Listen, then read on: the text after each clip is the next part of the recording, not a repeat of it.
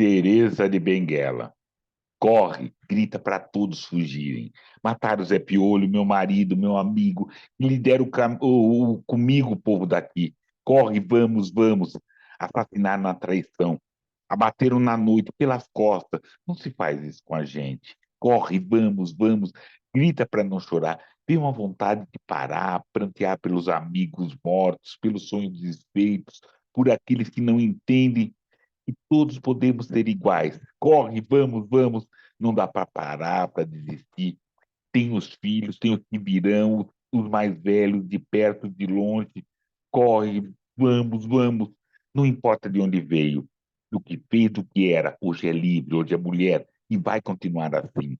Corre, vamos, vamos. Vamos, cuidaremos de todos, teremos irmãos, ficaremos num lugar retirado, difícil de ir por terra ou por água, seguro, um lugar nosso para crescer.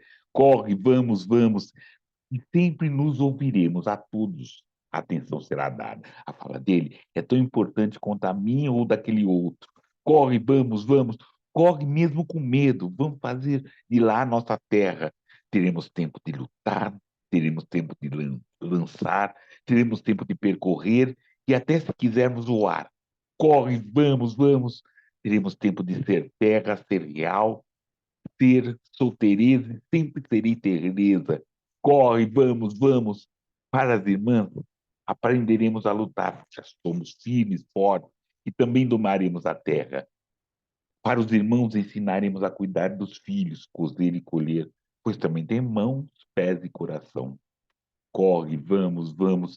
Para os mais novos, difundiremos que respeitem e vivam com afeição.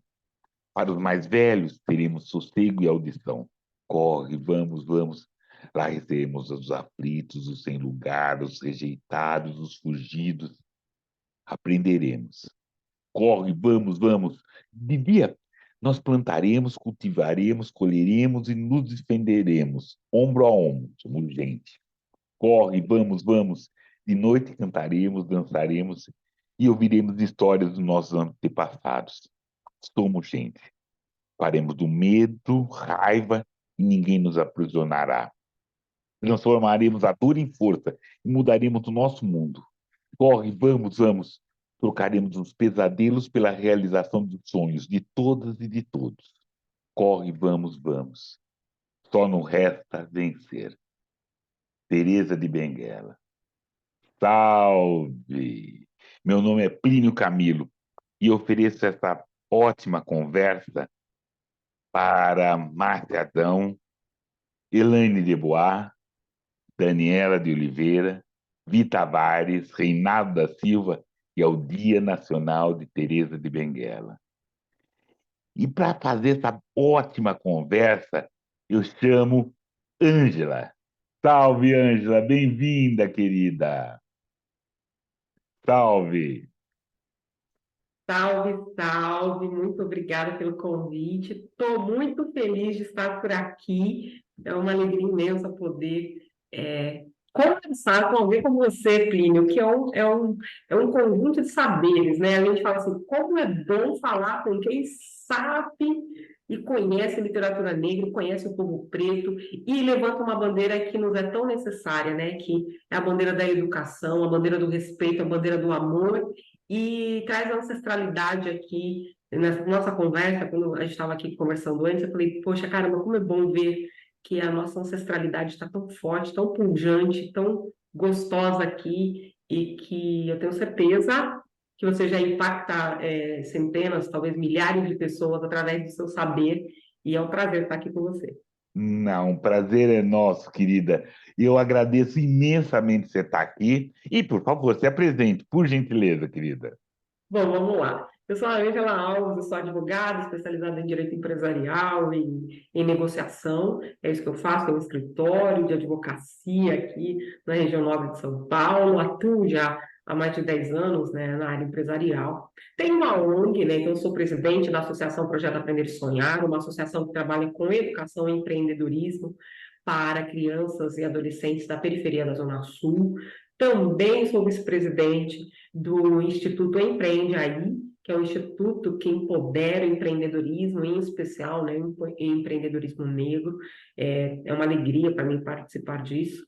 Mas eu sempre digo também que eu sou filha da dona Lúcia e do seu Severino, um lavador de carros e uma empregada doméstica. Eu honro de onde eu venho, sou a primeira formada na minha família, isso muito me orgulha. E eu sempre falo que aquela história de que um sobe e puxa os demais, é isso. Eu acredito na transformação social através da educação. Acredito que a educação, ela nos dá esse poder, ela nos dá essa arma potente, como disse Mandela, a educação é uma arma. Então, quanto mais armados nós estivermos, mais dos nossos estarão numa situação onde eles se orgulham de estar. É isso. Não, isso muito interessante. Eu já tenho algumas questões assim, puxando a conversa pelo lado assim da literatura negro-brasileira. Onde que ela está nesse empreendedorismo? Como que você faz essa harmonia com isso? Isso é um desafio. Sabe que quando eu fui empreender, eu me achei empreendedora por conta de uma questão racial. Eu já tinha duas formações, né? Eu sou formada em administração de empresas, que é a minha primeira formação, e trabalhei sempre para os outros, mas sempre sonhei em ser advogada. Meu pai me inspirou a isso, porque ele admirava um advogado renomado de São Paulo, e um dia ele me levou no escritório para ser advogado, e eu fiquei apaixonada pelo respeito que meu pai tinha por esse advogado, e me tornei advogada. Mas, o que aconteceu? Eu fui buscar, né? Fiz direito e fui buscar nas grandes bancas a oportunidade que eu tanto sonhava, eu queria advogar. Só que aí, o que aconteceu? Eu me lembro, né, de uma das entrevistas de emprego, eu estava lá numa banca jurídica, tal, renomada, de direito tributário, e o sócio do escritório falou para mim, olha, eu não tenho problema de trabalhar com pessoas como você. Aquilo foi um negócio enlouquecedor para mim, assim, como assim, né?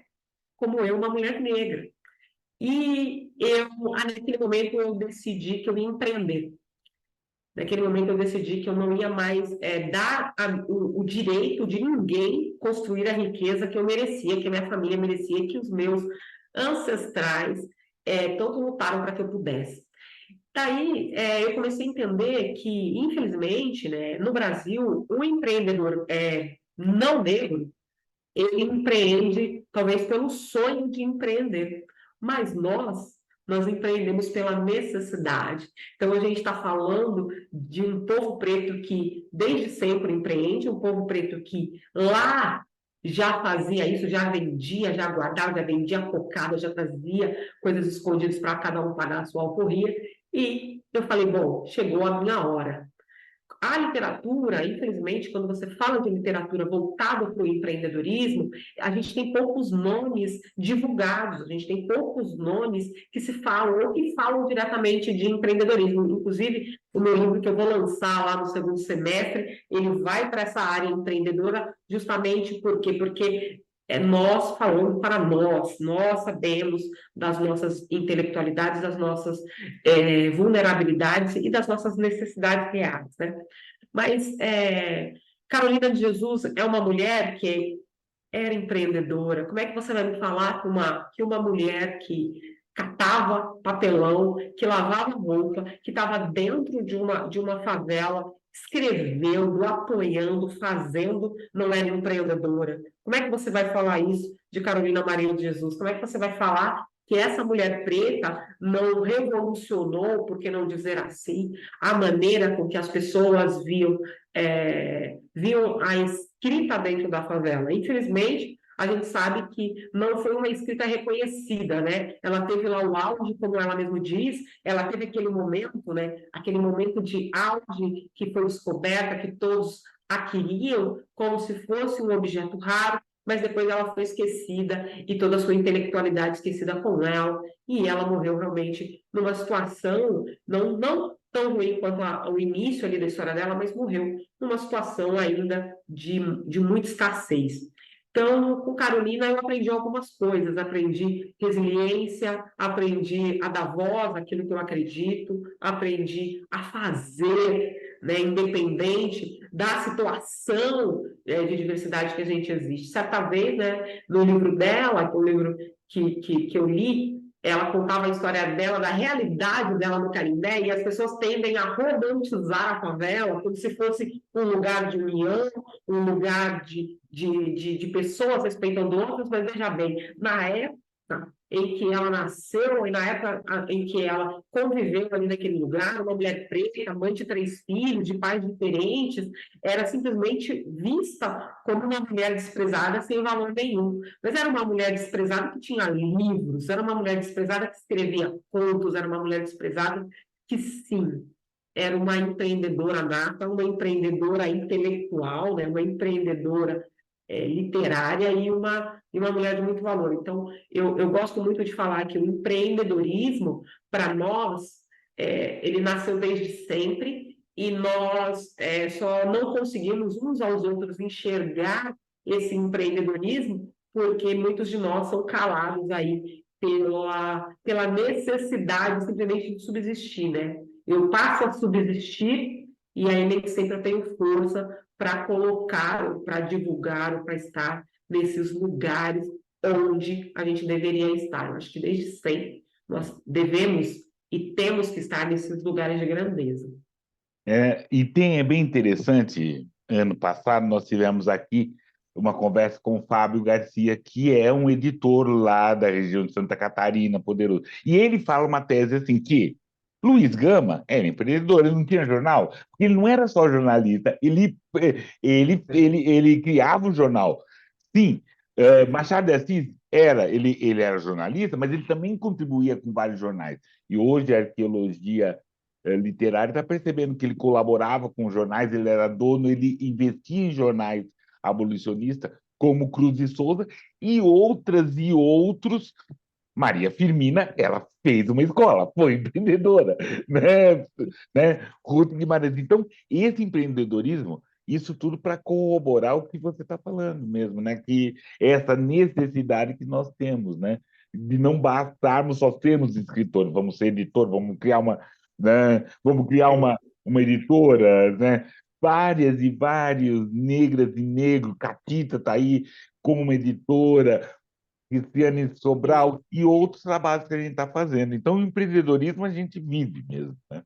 E vive o tempo inteiro. Você falou de Luiz Gama e bem trouxe o Luiz Gama para a nossa conversa, que é e será, né? A gente não pode jamais tirar a grandeza de Luiz Gama e de tudo que ele fez para o Brasil. Então, você imaginar que um homem, a gente está falando de um período de escravidão, né? Onde nós éramos escravizados, né? O povo preto era escravizado, e onde ele financeiramente não tinha recursos, não era que ele era uma pessoa que tinha muitos recursos, né? Porque apesar de ser filho de Fidalgo, foi vendido, foi uma humilhação, ele teve que trabalhar dia após dia para subsistir, né? Tido ali como o escravo doméstico que as pessoas chamam, e a partir do saber dele, da intelectualidade, por ser autodidata, ele foi empreender primeiro para conseguir, né, aprender o aprendizado dele, depois para conseguir se emancipar no sentido de ter a liberdade de pensar e de falar, e ainda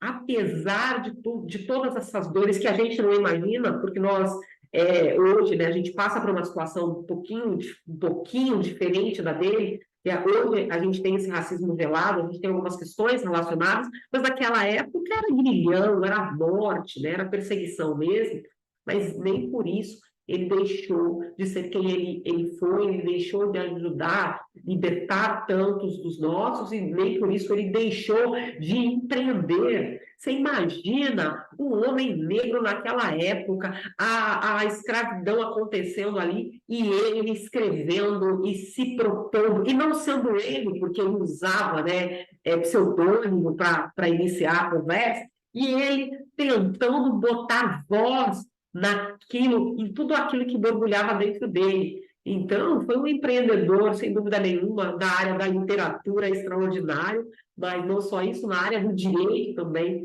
foi um divisor de águas daquilo que ele fez, e a gente só tem a agradecer a Luiz Gama, e só tem a agradecer porque ele teve coragem de falar quando ninguém teve coragem de falar, e ele teve coragem de se reunir com aqueles que tiveram coragem também, né? Então, a gente está falando aí de um movimento abolicionista, revolucionário e, sem dúvida nenhuma, um empreendedorismo gigantesco, que foi calado, muitas vezes, porque aquela sociedade, naquele momento, não aceitava a grandeza daqueles homens. E aí, homens negros e não negros, homens que acreditaram naquilo, apoiaram esses homens pretos para fazer a diferença nesse país. Imagine você, né, conseguir convencer um homem não negro naquela época de que, sim, nós somos incrivelmente grandes, incrivelmente potentes e que nós podemos, sim, fazer algo extraordinário. Tem uma escrita, né, do Luiz Gama, eu até tirei um trechinho, que é desse homem, ele escrevendo, defendendo um amigo e falando de uma grandeza, de uma liberdade que nos é cara até hoje, mas que naquela época era fundamental, porque liberdade significava estar vivo, né, e ter a sua intelectualidade assegurada. Imagine só você não ter o direito de expressar intelectualmente aquilo que você tanto quer, deseja, sonha, simplesmente porque alguém, em algum momento, achou que você era diferente dele. Isso é um absurdo, né? E aí não sei se eu consigo ler aqui, porque eu me emociono todas as vezes que eu pego, porque ele foi retirado, né, de um livro, de um dos livros, né? Então tem um livro chamado Lições de Resistência, de Luiz Gama, que realmente é uma lição para nós. Posso ler? Por gentileza, por gentileza. Então, o que que acontece, né? José do Patrocínio está sendo, só para contextualizar, está sendo perseguido, né? Um homem preto, abolicionista, numa época de muita dor, está sendo perseguido, e Luiz Gama vem com toda a sua intelectualidade para defender um amigo, e aí ele fala algumas coisas que realmente me trazem, assim, muita emoção, e tenho certeza que aqueles que estiverem ouvindo, se tiverem oportunidade, está lá no livro da Resistência, na página 44, um trechinho só, desse momento dele, que ele fala assim, ó, acabo de ler contra o Estado escrito contra o distinto cidadão José do Patrocínio. Em nós, até a cor é um defeito, um vício imperdoável de origem. O estigma de um crime, e vão ao ponto de esquecer que esta cor é a origem da riqueza de milhares de salteadores que nos insultam, que esta cor convencional da escravidão é semelhante da terra através de escutar superfícies e encerrar vulcões, onde arde o fogo sagrado da liberdade. A gente está falando de alguém que usou a sua vida, a sua história, para poder fazer a diferença na vida de tantos de nós e que não se calou diante de nenhuma perseguição. E Não, ainda defendeu o amigo, né? e isso é muito interessante, porque, e é interessante também a gente saber, Gama, ele era de 1830. Salvo algum engano, José do Patrocínio é de 54, ele é 24 anos mais novo que ele. Então é aquela coisa assim, a geração mais velha cuidando da mais nova. Então isso é muito interessante, lógico. O José do Patrocínio teve toda uma altivez, teve toda uma coisa, também não foi fácil, né? Filho bastardo, né? Teve uma coisa que não foi reconhecida pelo pai. Todos e todas têm uma história muito forte, mas esse cuidado é muito interessante, sendo que Luiz Gama estava mais radicado aqui em São Paulo, apesar que esse escrevia para o Rio, e o José de Patrocínio é Rio, né? Isso é muito interessante mesmo, assim. Continue, por favor, querida. Quando a gente pensa, né, e nesse cuidado, né, hoje, e pensando, quando eu falo de empreendedorismo, quando eu falo lá das crianças, como eu disse, eu tenho da Associação Projeto Aprender e Sonhar, eu tenho lá 85 crianças, e a gente percebe que esse letramento racial nos é necessário, esse letramento, esse conhecimento de literatura, esse conhecimento de quem foi, quem é, quem será, né? Porque eu não acredito em alguém que foi, porque ele está vivo, né? Luiz Gama está vivo, Gerardo Patrocínio está vivo, ele vive em nós, eles vivem em nós. Sim. Assim, como tantos outros que vieram antes de nós. E a gente precisa entender, né, enquanto povo preto mesmo, que nós vamos apoiar uns aos outros e nós vamos crescer juntos. Por vezes eu vejo pessoas, aí eu sou o único negro nesse espaço. Não, não seja o único negro no espaço. Não, não aceite ser o único negro no espaço. Não se conforme em ser o único negro no espaço. Seja inconformado. Por vezes a gente vê perseguições diversas em ambientes de construção de riqueza do nosso país. Não deixe com que aqueles que estão levantando uma bandeira de transformação real da sociedade brasileira fiquem só numa jornada, né? Então é isso, dentre tantas lições que a gente aprende, uma lição realmente espetacular de construção e de junção, de aquilombamento no sentido não só de aquilombar, estar junto ali, mas de estar junto ali e espalhar. Eu acredito no aquilombamento, eu gosto, eu acho que é importante, é necessário, mas nós precisamos nos aquilombar para nos fortalecer e depois a gente precisa ir para os lugares que, de fato, a gente vai gerar um incômodo, de fato, nós vamos pegar a riqueza para poder trazer para os nossos, de fato, nós vamos fazer acontecer para que os nossos filhos, os nossos netos, os nossos bisnetos tenham a oportunidade realmente de ver essa população aí que é de 56%, de fato ocupando 56% de todos os lugares de poder e de riqueza dessa nação. Com certeza, querido. Eu tô aqui vendo, né, que nós estamos bem próximos, né? Nós estamos, ó, essa conversa lançada numa segunda-feira, na terça-feira é o dia da Teresa Benguela, que é uma questão Uau. de quilombo, né? Que é uma questão de uma liderança, né? Que a gente ainda precisa recuperar muito essas histórias e entender essa história da Teresa de Benguela, entender essa como foi essa liderança dessa mulher, né? A gente lembrar, né? Estou fazendo esses paralelos para esse momento, para a Isso. liderança dela, como ela fez, como a forma, né? Que e, com certeza reproduzia em outros lugares. Esse quilombo ele teve uma brevidade porque ele incomodava, né? Ele incomodava, né? Ele não durou anos como durou o Quilombo do Palmares, durou um certo tempo, mas lógico, acabou, todas e todos foram mortos. Mas durante a sua existência, ele teve, e agora faz uma história, uma, uma ideia de união, uma ideia de respeito, uma ideia de circularidade, uma ideia de aquilombamento, não de ponta, né? Ela liderava, mas colhia, como é, né? Né? Temos uma líder, mas a gente colhe todos os fatos, assim. Isso é bem, é só lembrar os fatos, lembrar as questões que a nossa história, a nossa negra história a gente está fazendo. E quando você fala sobre isso, Plínio, me traz muito a ideia dessa sociedade que, de fato, vai ser transformada e pode ser transformada a partir dos ensinamentos do povo preto e de Teresa. Por quê?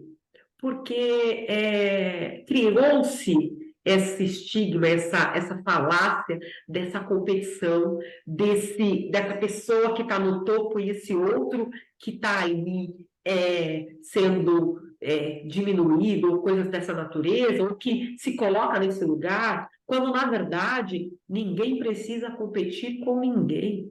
O que nós precisamos, enquanto população preta, enquanto escritores, enquanto palestrantes, enquanto construtores, né, de intelectualidade desse país, é dessa unidade. Sim, apoiar quem está fazendo, sim, fazer também, sim, estar nesse movimento de construção. Por quê? Porque já deu certo.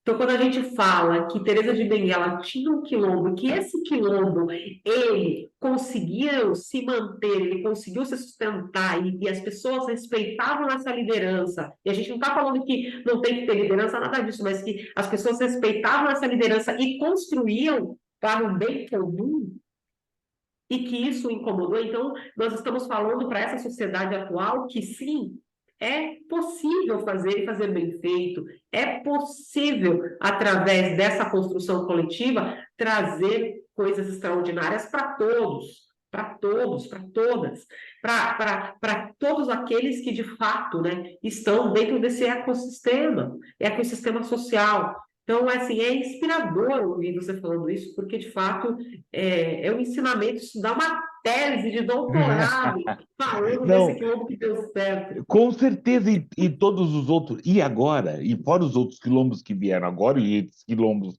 modernos que nós fazemos, esses quilombos literários, quilombos de empreendedorismo, porque uma coisa que é para quem olhe, né, para os não negros que olhem, para os negros entenderem que nós negros nós somos iguais.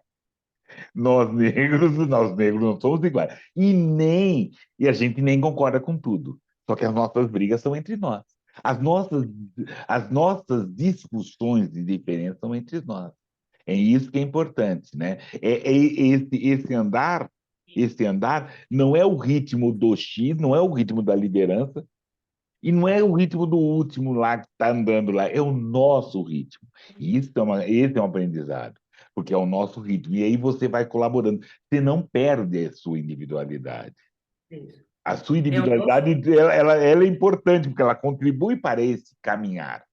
é isso. Ela É o seu contribui. ritmo, está tudo bem, né? É, Eu vi há pouquíssimo tempo uma fala que era o seguinte: nós negros, nós não podemos, né? Nós não somos todos, nem todos de nós temos a mesma bandeira.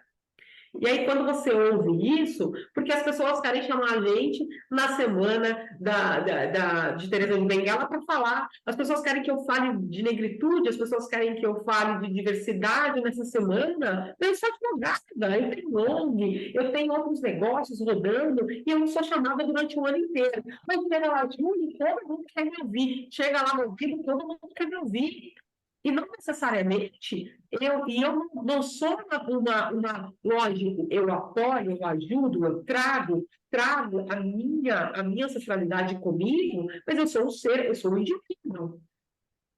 E está tudo bem. Então, é importante que a gente entenda isso. Ninguém fala assim, mas o fulano de tal, a bandeira dele é essa. E todo. Não, o fulano de tal é o fulano de tal. Ele é um indivíduo, ele tem lá as questões dele, e ele tem o saber dele, o ensinar dele. E é isso que nos faz único. E essa individualidade é importante porque essa individualidade constrói quem nós somos, né? E faz de nós pessoas tão plurais e tão extraordinárias para fazer aquilo que nós nascemos para fazer. Eu acredito demais nisso, nós temos um propósito, né? Nós nascemos para a grandeza, né? E quando a gente encontra outro grande, o que a gente vai fazer?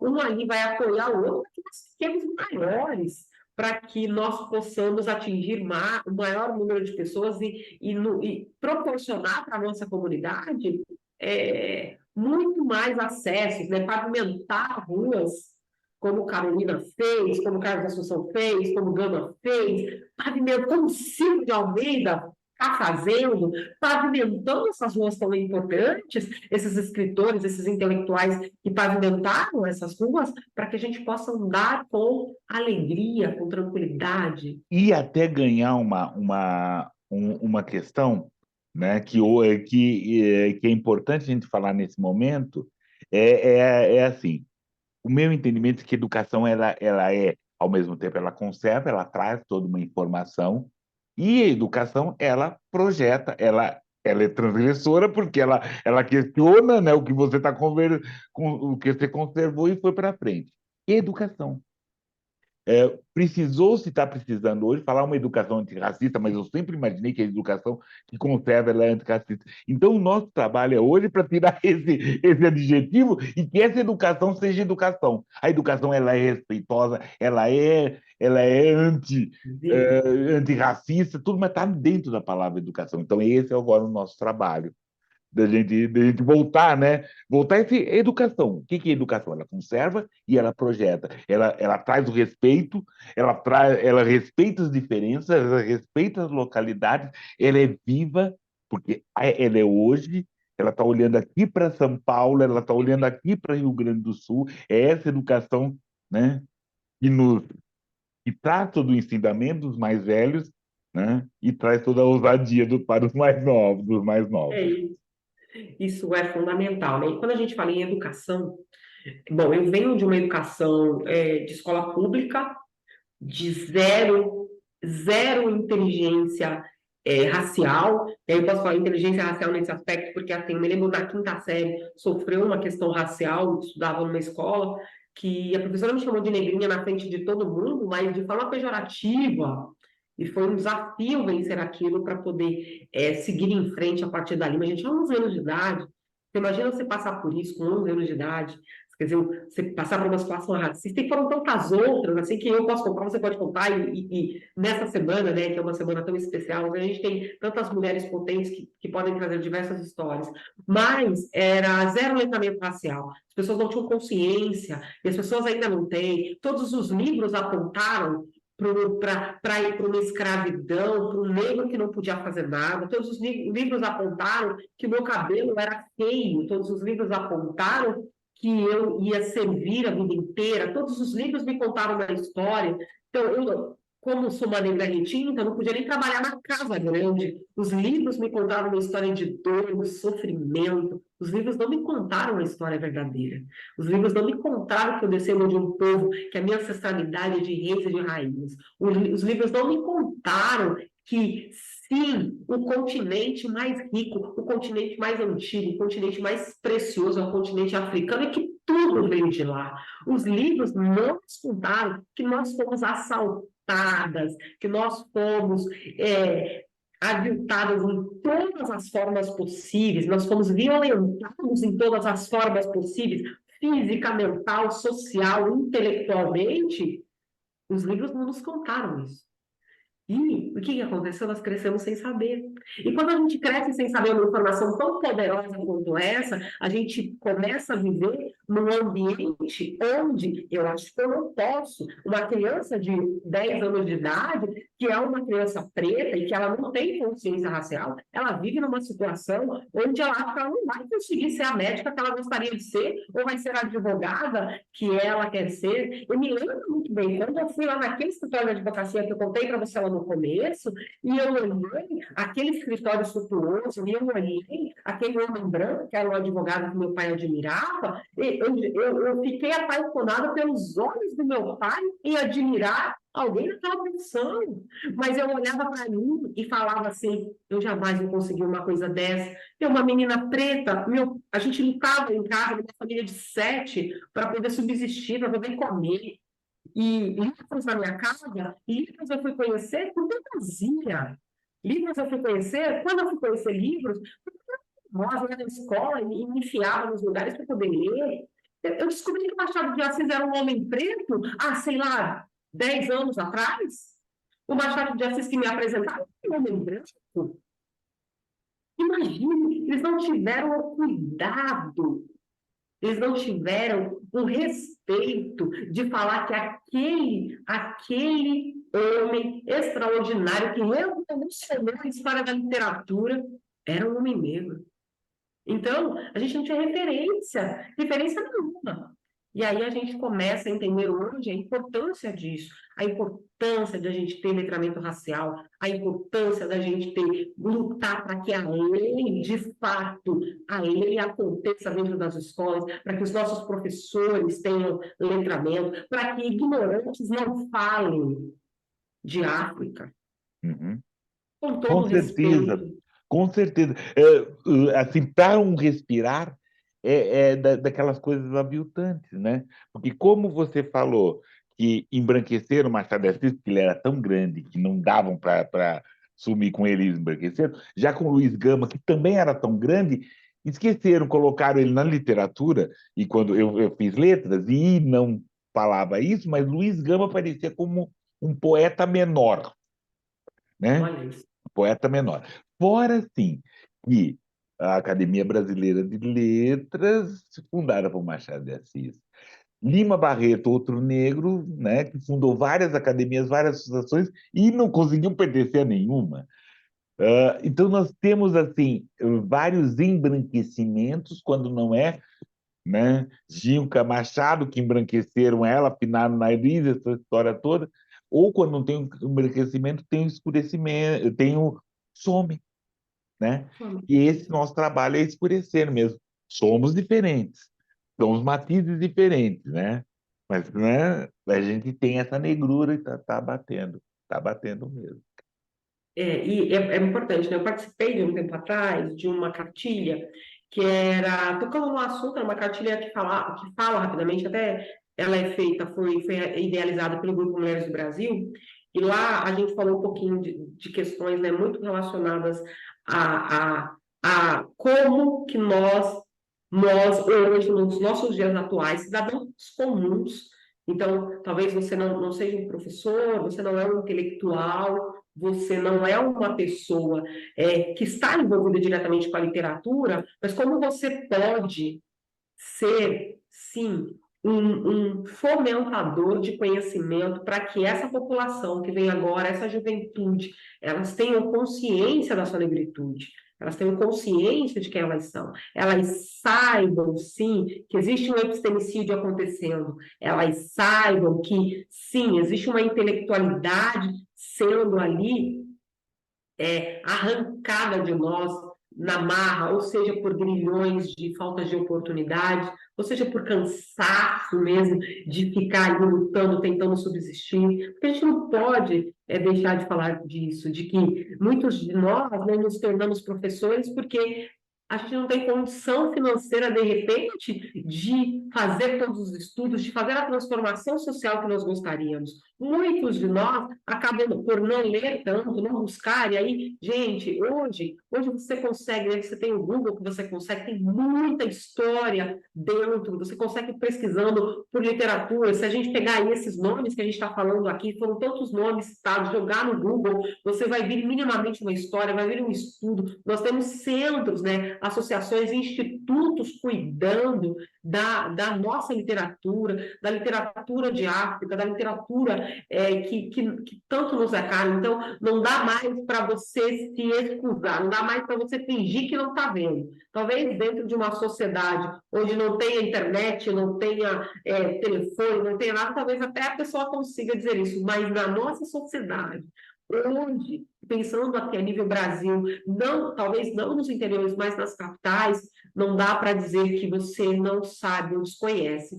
Está na hora, e já passou da hora da gente começar a se informar e da gente começar a trazer essa educação, esse letramento racial para a nossa realidade diária, né? Não só para as escolas, mas para a nossa conversa de boteco, para as nossas conversas nos escritórios, para os lugares que estão embranquecidos, que você chegou lá, tá? Opa, peraí, já busca uma oportunidade de você fazer essa inserção e de você construir esse lugar que é nosso e que ou eles arrancaram de nós ou embranqueceram. Está na hora da gente botar a nossa cara preta lá e falar, opa, peraí, você sabia, né? E contar as nossas histórias e fazer as nossas próprias resenhas aí, para que todos saibam aquilo que a gente já tem certeza. É deixar de ser bem comportado, né? A gente também ser um pouco mal comportado, né? Saber que a gente somos negrões, somos essa história. Querida, eu vou pedir uma licença para você, para continuar nessa conversa, mas também falar de quem nos veio antes, né? E aproveitar, então, Ângela, ela falou de vários lugares, várias situações onde a gente pode obter informações, e uma outra também é no nosso programa, né? Assina o canal, né? Vamos ter várias pessoas, várias conversas muito boas, né? De negros e negras que vieram por aqui, passaram e contaram essas histórias. E aí vou aproveitar e falar de mais uma agora, né? Opa, desculpa, tem essa coisa de apertar às vezes assim, mas uma griot que a gente vai conversar agora é Maria Helena Vargas da Silveira. Ela é gaúcha, nasceu em Pelotas, né, em 1940. fez uma ótima, uma sólida formação acadêmica, diplomou-se em pedagogia pela Universidade Federal do Rio Grande do Sul. E ela mesma afirma: sou negra pelotense. Admiro muito a minha terra natal, pois representa o espaço onde teve início tudo que sou. Um lugar em que viveram meus pais, meus avós, meus amigos, gente que me legou uma estrutura interior muito boa. Tenho certeza que herdei um pouquinho de cada um deles. Quem foram eles? Meu pai, minha mãe e meus avós. Né? Passar um pouquinho, perdão, tô aqui na confusão, me desculpem. Né? E o que ela fala? Ao ler e analisar as obras dela, percebe que, dentre os fatores que compõem a tríade família, o que atua com a maior força na sua escrita, ela tem em vista essa questão dessas tradições, e principalmente Pelotas é um espaço no Rio Grande do Sul com grande influência negra, onde tem várias antigas associações, uma das mais antigas estão lá, jornais. Então é muito importante. E Maria Helena ela fala, né, de todas as questões do pai, que era, né, um assumidamente negro sem cerimônia, fazia com que as pessoas assumissem quando ele notava que possuíam certas reservas, né, se mostrar como negro. E a mãe de Maria Helena, a senhora Maria Yolanda, era uma costureira que tinha o hábito de transformar em versos os fatos que permeavam o cotidiano. Então, de onde veio? E ela acredita que através dessa educação que alcançava a liberdade. O seu avô paterno, Armando Vargas, era gráfico revisor e secretário poeta, cronista, articulista do jornal A Alvorada, seminário da negritude pelotense. Em seus textos, muito clamava pela justiça social, falava da luta dos operários, da discriminação racial, desemprego, ao mesmo tempo em que era capaz de falar de amores, natureza, carnaval, o traço muito comum.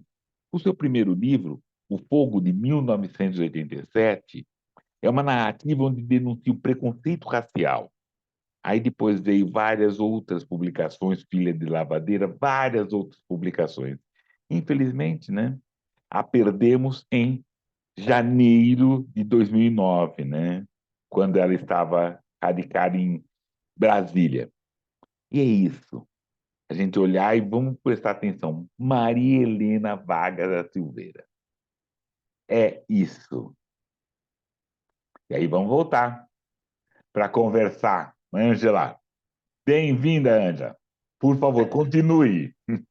Obrigada, obrigada. Estou muito feliz em estar aqui. Obrigada mais uma vez pelo convite. E aí a gente terminou ali falando sobre, né? Você falou sobre falar, sobre dizer de fato. Às vezes a gente fica muito apático a determinadas coisas. E aí você me fez lembrar do Carlos Assunção, uma pessoa que eu gosto demais. E Sim. o Carlos Assunção, quando eu fui ler, né, o poema dele, o Protesto, eu falei, caramba, que pessoa é essa? Como é que ele foi? Como é que lá em 82 ele teve coragem de falar um negócio desse? Foi super, super, né? Respeitado, no prêmio, e ainda chacoalhou a roseira, né? Fez as coisas acontecerem para que o movimento negro pudesse entender também que, sim, vão existir momentos que a gente vai ter que usar essa passividade, de certa maneira, mas, infelizmente, nós não estamos nesse momento mais. Eu acho que o tempo de se calar passou. Agora é o tempo de falar, agora é o tempo de mostrar, agora é o tempo de gritar, né? Como ele mesmo diz. E aí eu vou só um trechinho dele aqui, porque eu gosto muito, em especial quando você lê, né? Você fica assim, falando, meu Deus, que loucura, como é que esse homem falou isso? E aí ele fala assim, mesmo que voltem as costas para mim, as minhas palavras de fogo, eu não pararei de gritar. Não pararei de gritar. Senhores, eu fui enviado ao mundo para protestar. Mentiras ou torpeias, nada me fará calado. É isso. Não pararemos de gritar, nós vamos gritar. Por quê? Porque esse grito é um grito real, é um grito que ecoa, é um grito que transforma. Agora é a nossa vez de mostrar aquilo que nós já sabemos, mas que aqueles que não sabem vão ouvir de longe, como um grande eco, vão ouvir o nosso grito que mostra quem nós somos, porque nós não podemos mais nos calar dentro de nós. Essa nossa força, ela tem que estar nos lugares para que todos saibam que sim, sim, nós construímos essa nação e tantas outras. Sim, é com a força que está em nós, é com a grandeza que existe em nós, que nós fizemos e fazemos acontecer nesse país. E que todos saibam disso e que não se esqueçam de que jamais nós nos calaremos mais uma vez. Não, e lembrar que o Carlos está aí, né? Ele está Pois vivão. é, eu fiquei Está enlouquecida escrevendo com todo isso. dia. Quem é amigo dele no Face, no WhatsApp, sabe que todo dia, sabe assim, quando o poeta acorda. Então, Ele é, essa é uma potência, esse é um exemplo mesmo, assim. ele é fantástico, e ele inspira, né? Ele por si só já inspira, né?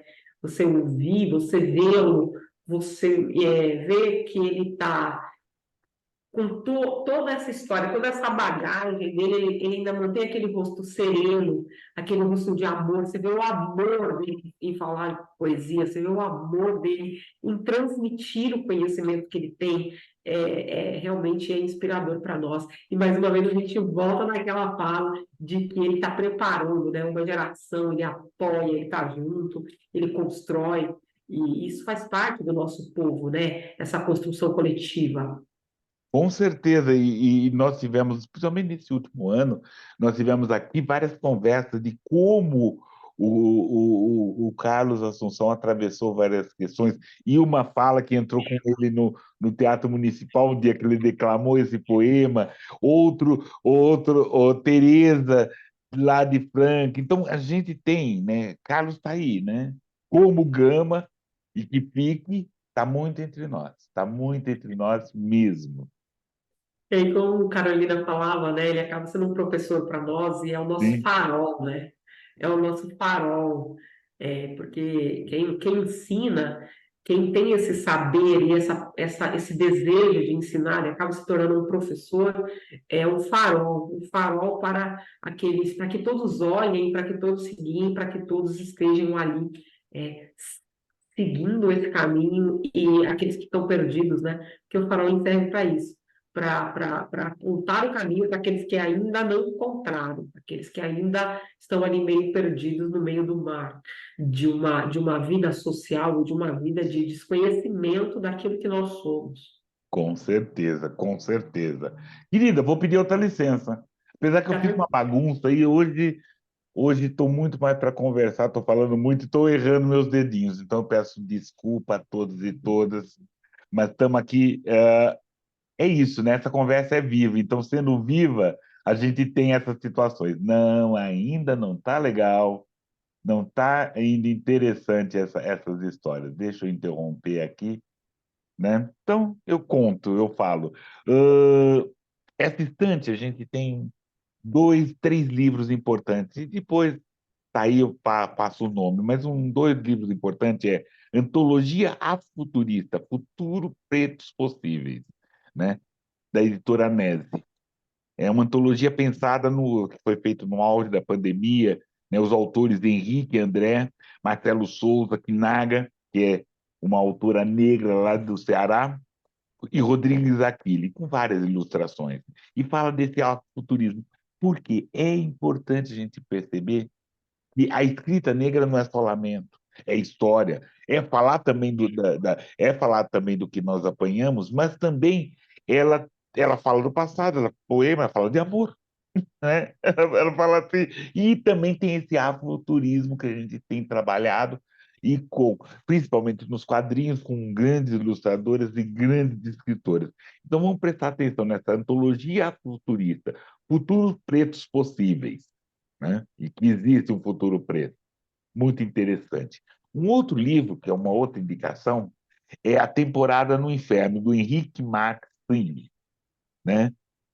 E fala de Lima Barreto, um escritor negro que nós colocamos hoje, e que toda essa questão, um romance brasileiro, e que toda essa questão desse apagamento, dessa não prestígio, Então, ele era um jornalista que queria também, à semelhança de vários outros negros e negras, mas à semelhança de Carolina de Jesus, sempre quis escrever, sempre quis ser escritor, né? E fala de toda essa questão dele toda essa trajetória de enlouquecimento ou de encarceramento que aconteceu com o Lima Barreto. É muito interessante, né?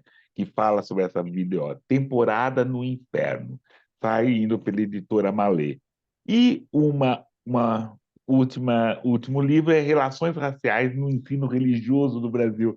É também analisar o discurso religioso, e como a Ângela Alves falou, né? Como na nossa formação isso não existe, né? Mas isso tudo eu vou deixar linkado aí nos comentários, eu peço desculpa, né? Dos nossos problemas.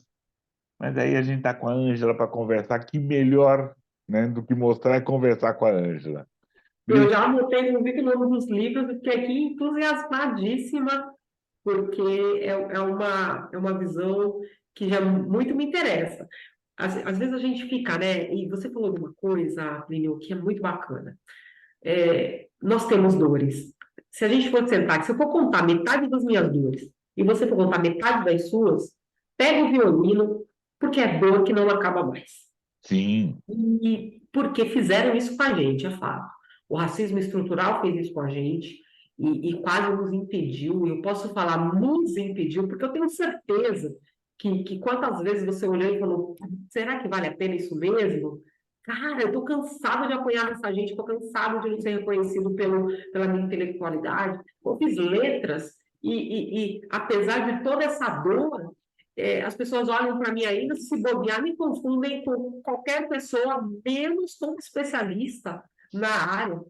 Mas a gente não quer falar sobre isso, e a gente não fala sobre isso, e a gente não tem só isso dentro de nós. Nós exatamente. temos uma intelectualidade gigantesca, nós temos contos aqui, nós temos histórias reais, temos, mas nós temos também histórias de ficção, nós temos fantasias dentro de nós temos questões relacionadas à cultura, à nossa cultura, para falar temos, mas nós também temos questões relacionadas à mentalidade, à transformação de vida, seja ela social, seja ela para a educação, nós temos também, nós Ah, temos, a religiosidade, não religiosidade, mas religiosidades, né? nós Porque temos. principalmente assim, entender, vamos entender assim, a influência do negro. Se desculpa, Ângela, Fica tranquilo. esse comercial, mas é importante assim, o negro influenciou do fado ao tango, É do fado isso, ao tango, né? é isso. Do fado ao tango, e também na religiosidade cristã, porque não só vieram, né, nós que fomos sequestrados, vieram os malês, né, vieram outros negros com uma outra religiosidade ali, e vieram negros cristãos também. E aí influenciamos nessa cristandade aqui. E É isso. influenciamos algumas igrejas não cristãs, protestantes. Então, tem essa questão negra que influencia esse cantar, esse ritmo, essa história toda. Nós influenciamos o português que falamos no Brasil, tem uma total influência negra. Não só, por favor, não só nas palavras, mas também no ritmo. Mais do que outra, mais do que outra.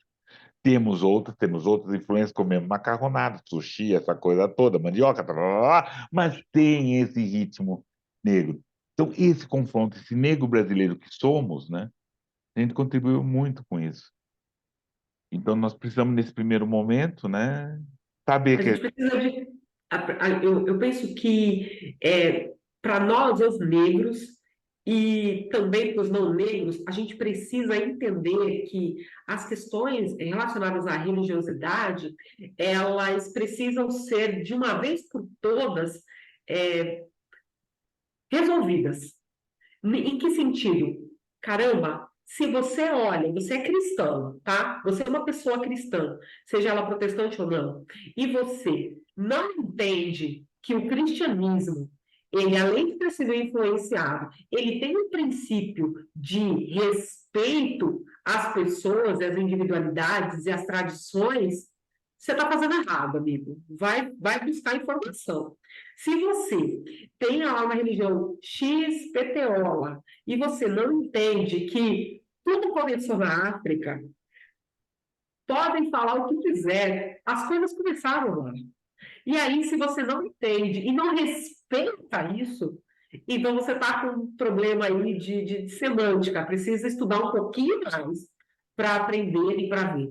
Até pouquíssimo tempo atrás, eu não vou citar o nome do cantor, mas há pouquíssimo tempo, tem acho que uns 15 dias, eu vi uma postagem de um site que fala sobre comunicação negra, e o que aconteceu? Esse cantor, ele fez uma música e ele trouxe as senhorinhas do coque, que ele chama, para cantar. E só que aí, quando você pega o ritmo, quando você pega a canção entoada por elas, quando você pega o som entoado, e aí você percebe que assim, você se sente num culto de religião de matriz africana. Por quê? Sabe por quê? Porque não dá para falar de cristianismo sem falar do povo preto. Porque não dá para falar de som, de batuque, de instrumento de percussão, de cordas, sem falar do povo preto que construiu. Então, essa falta de informação cultural, essa falta de conhecimento, de fato, de onde surgiram esses instrumentos, de onde vem essa cultura, faz com que as pessoas falem bobagem. Eu acho que existe uma palavra incrível que a gente pode falar, existe uma frase extraordinária que a gente pode usar, que é assim, não sei. Olha que lindo. Não sei. Não sei. Cara, não sabe. Não sabe. E tá certo. E, Você não precisa e é saber tudo. transitório, porque é só você perguntar, eu não sei, me explica. Aí você já, no instante seguinte, é isso, o não saber é transitório, né? O teimar em não saber, não, mas o não saber é transitório, completamente. Você simplesmente se apropriar de uma fala e ter a ignorância de dizer que não veio de lá, só um desconhecimento cultural mesmo.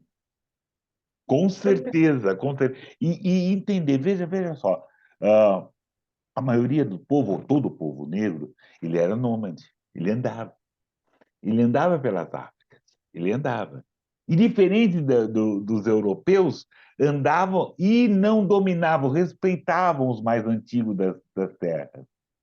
Então, essa religião, as religiosidades africanas, elas tinham misturadas. Não foi ela. Pode ser essa questão nômade que influenciou a religiosidade do Egito, não o Egito ao contrário, que o Egito é África. Então, toda essa religiosidade. E Cleópatra é negra, né? Só para Ex- avisar. só, né, só para escurecer.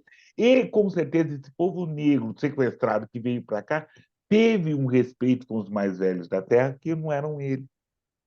Eram, né, os povos originais. E com certeza essa religiosidade se misturou. Que se misturava nos quilombos, que misturava, né, porque precisava de proteção. Então, É isso. entender isso e a gente trazer, porque não é dominar, né? É negro brasileiro que nós estamos falando aqui. Então, nós somos aqui, né? Essa É, língua que nós estamos dominando, né? Que até o momento eu falava que era, pelo menos, uma língua madraça, não. É uma língua que nós negros, nós negros colocamos o ritmo, né? A gente tem feito com. é. Isso quando você fala sobre isso, é real e é gostoso ouvir, né? Porque muitas vezes a gente fica isolado dentro de lugares, ou a gente se coloca nesses lugares de isolamento intelectual, e a gente tem que tomar muito cuidado, né? Por quê? Porque esse absolutismo ele não existe. Não existe absolutismo em nada. E na religião, muito menos. Não existe esse absolutismo de que a religião X, a religião Y, isso aqui é a verdade plena e absoluta, porque nós estamos influenciando e sendo influenciado desde sempre, né? Uhum. É vivo, né? A nossa cultura, a nossa religiosidade é viva. É Vivo quer ter viva. É mudança, isso. né? É isso. Vivo A quer gente ter está mudança. influenciando. influenciando e sendo influenciado. Isso é. E é bom, é bom. As pessoas acham que isso é ruim, isso é ótimo. Nós mudamos, nós aprendemos, nós crescemos, nós nos desenvolvemos, nós Diferenciamos e criamos, melhoramos também. melhoramos. Por que não, gente? Pelo amor de Deus. Vamos Com, melhorar, vamos fazer. com certeza. Querida, nós estamos nos nossos momentos finais. Você tem algum outro texto aí? Porque eu tenho. Sim, Tem, por favor. e E é eu lembrar, quero. Na antes. verdade, não é um texto, ele é uma frase muito pequena até, e que Carolina traz para nós. Eu já li alguns textos que eu gostaria de ler, e que ele fala o seguinte: que o homem medíocre quer apenas o seu bem-estar. O homem superior é igual ao sol, aquece a humanidade. Carolina Maria de Jesus. Com certeza, com certeza. Eu, nesse programa, pedi para todo mundo assinar, faça os comentários dessa conversa. Caudalosa essa conversa, né? Muito interessante. Não vamos sair os mesmos, não podemos sair o mesmo. E lembrar que para quem nós estamos oferecendo para o Dia Nacional, a Semana Nacional Teresa de Benguela, para Reinaldo Silva, Vi Tavares, Daniela de Oliveira, Elane Debo e Márcia Adão. E também vamos aproveitar e né, assinar o canal, lembrar para todo mundo assinar o canal e ter assim a sugestão. Uma conversa muito interessante que nós tivemos, também né, poderosa, com a Eliane Cardoso. Né? Vamos lá, assine o canal, comente, vamos lá, vamos fazer vamos propagar essa ideia. É importante que a gente faça isso, é necessário que a gente faça isso. Essa e outras iniciativas, assim. Ângela, eu queria que você falasse agora mais o nome da ONG, a gente está nos comentários, o nome da ONG, que região ela está atuando e o que a gente pode, como que as pessoas podem colaborar, né? Bacana, bacana. Bom, o nome da ONG é Associação Projeto Aprender e Sonhar. Nosso Instagram é arroba, né, Projeto Aprender e Sonhar, underline oficial. Nós estamos na região, na zona sul de São Paulo, mais ali atrás do Terminal Jardim Ângela, no Céu Guarapiranga. A gente utiliza o espaço público para fazer essas atividades aos sábados com as crianças e adolescentes entre 6 e 16 anos. Você pode ajudar de várias formas. Você pode ajudar sendo um voluntário lá esporádico, vai lá um dia para poder conhecer, ajudar, falar com as crianças. A gente acredita na transformação social através da educação, então a gente acredita sim que uma criança que tenha um conhecimento cultural vasto, que tenha um conhecimento sobre empreendedorismo, ela faz a diferença. Me desculpe. A gente tem também, né, várias outras atividades dentro da ONG, mas aí a pessoa pode ser doadora, ou ela pode. Menino, que tosse é essa? Não. Não, e aproveitar assim, enquanto Ângela toma água e tosse, lembrar que o Jardim Ângela é uma área e esses outros trabalhos tiveram muita influência lá, porque ela foi tida como uma área, era muito interessante. Era uma área que ninguém queria morar no Jardim Ângela, né? Ou pelo menos assim, quando a molecada procurava emprego, não. Fale que você mora no Jardim Ângela, né? Então, foi uma área muito maltratada pela informação, pela má informação. Então, essa e outras iniciativas na Zona Sul de São Paulo é extremamente importante, principalmente na Ângela. É isso, é isso. Eu sempre digo que a gente junta forças, a gente se une com aqueles que estão fazendo, porque muito melhor do que falar é fazer, né? Eu sempre falo isso para as pessoas, no sentido de que, caramba, eu sou uma pessoa que me comunico, sou uma pessoa que estou junto lá, mas a gente está produzindo intelectualidade o tempo inteiro. Você é a mesma coisa, você está produzindo. A sua ação, por si só, ela já é grandiosa. Então, às vezes as pessoas estão nesse lugar de ou quer fazer alguma coisa, mas não sabe por onde começar.